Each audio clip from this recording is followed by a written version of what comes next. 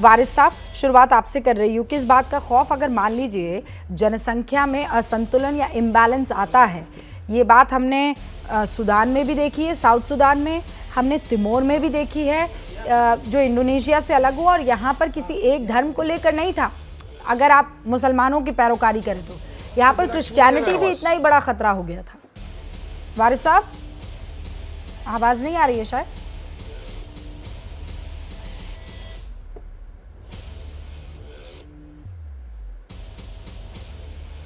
अच्छा ठीक है, वारिस पठान से हम बातचीत करेंगे, लेकिन उससे पहले तस्लीम जी, मैं आपसे जानना चाहती हूँ क्या दिक्कत है भाई, सबके घर में एक सामान्य रूप से कानून लागू हो जाए, इसमें किसी को दिक्कत क्या होनी चाहिए?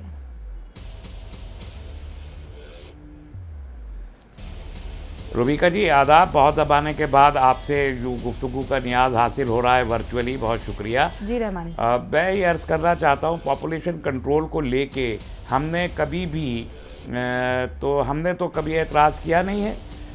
खौफ की आपने बात फरमाई है, मुझे लगता है कि सबसे ज़्यादा खौफ तो मोहन भागवत जी को है, और उन्होंने इस जो एक डिबेट जनसंख्या के मामले पे चलती रही है इस देश में 1976 में इंदिरा गांधी से लेके अब तक, इस पे चर्चा बहुत हुई है, काम बहुत कम हुआ है। 2021 के आखिर में उत्तर प्रदेश के लॉ कमीशन ने एक बिल ड्राफ्ट करके यूपी गवर्नमेंट को भेजा था, और उसमें उन्होंने 2 बच्चों की बात कही थी कि उन्होंने कहा था कि ये कानून पास कीजिए, लेकिन उत्तर प्रदेश की सरकार ने उसको अडॉप्ट नहीं किया, और उसी वक्त विश्व हिंदू परिषद ने खुल के उस बिल की मुखालफत की थी। अगर आपको याद हो तो वीएचपी के प्रेसिडेंट साहब के बाइट बहुत चलाए थे, आप लोगों ने भी चलाए थे।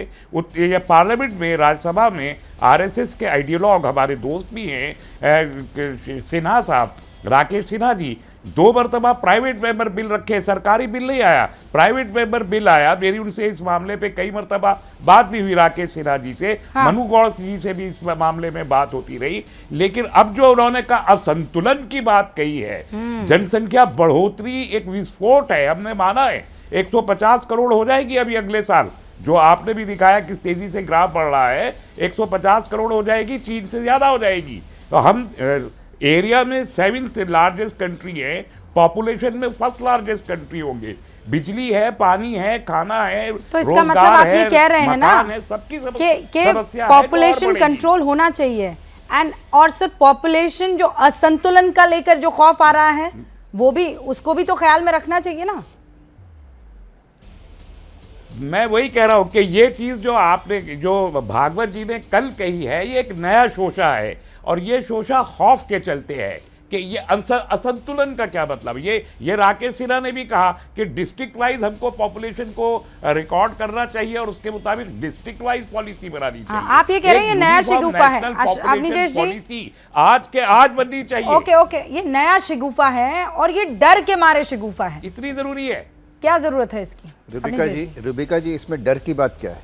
उदाहरण हमारे सामने है, भारत का विभाजन हुआ किस आधार पे हुआ था? तस्लीम रहमानी साहब, किस आधार पे हुआ था?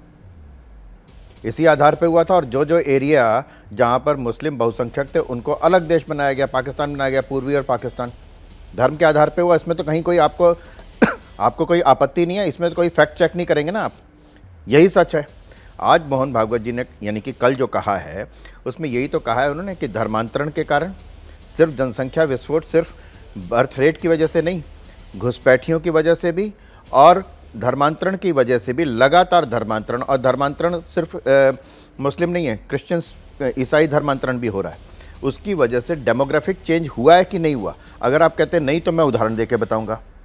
पूरे देश में ईसाइयों की जो बर्थ रेट है, उससे और कुछ ज़िलों में जो आदिवासी, खास तौर से आदिवासी ज़िले हैं, वहाँ पर एकदम शूटअप क्यों करती है? इसका मतलब धर्मांतरण होता है। यही हाल मैं कह सकता हूँ कि जो जितने बॉर्डर एरिया हैं जहाँ पर घुसपैठ होती है, वहाँ पर जिस तरीके से डेमोग्राफिक चेंज हो रहा है, उसको स्वीकार करिए ना तस्लीम अहमद रहमानी साहब। आप तो वतन के साथ हैं, आप तो मुल्क के साथ हैं ना, तो आप मुसलमानों का भला, इसको धर्म की दृष्टि से मत देखिए, आप भारतवर्ष की दृष्टि से देखिए।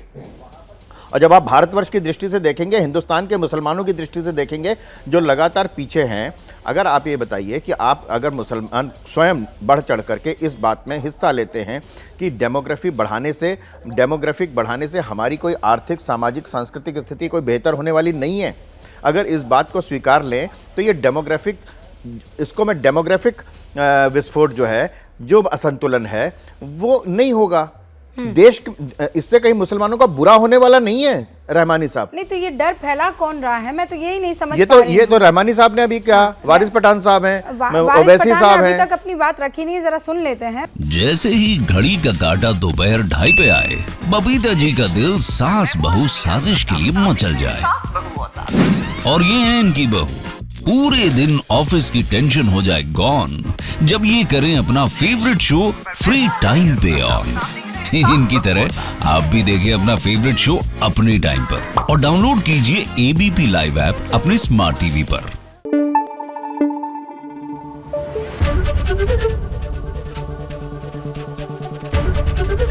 एबीपी न्यूज आपको रखे आगे।